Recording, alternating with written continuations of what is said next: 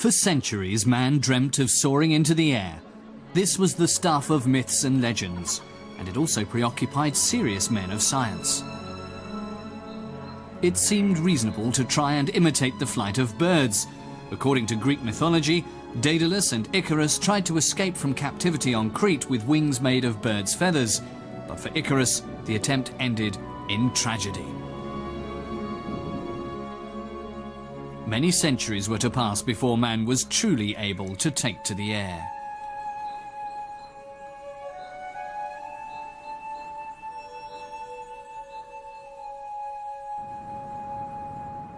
Being able to fly is perhaps man's oldest dream.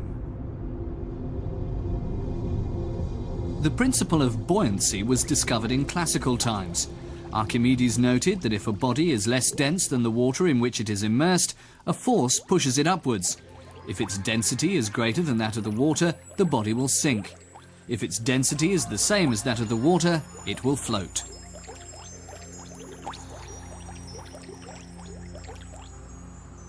Leonardo da Vinci applied this principle to air and focused his attention on flying machines.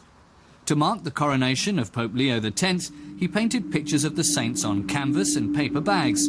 Filled with hot air, they floated upwards for a while.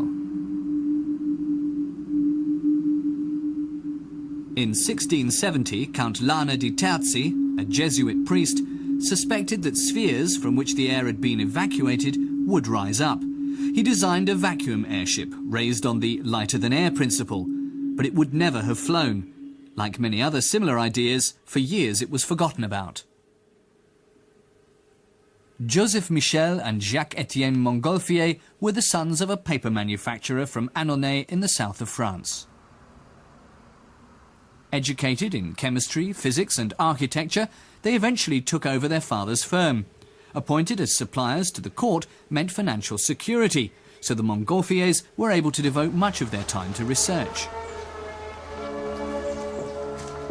They invented a calorimeter and a method of manufacturing transparent paper that earned them an outstanding reputation in the paper trade. But at a very early stage, Joseph began to take an interest in flight. He read of a gas discovered in 1766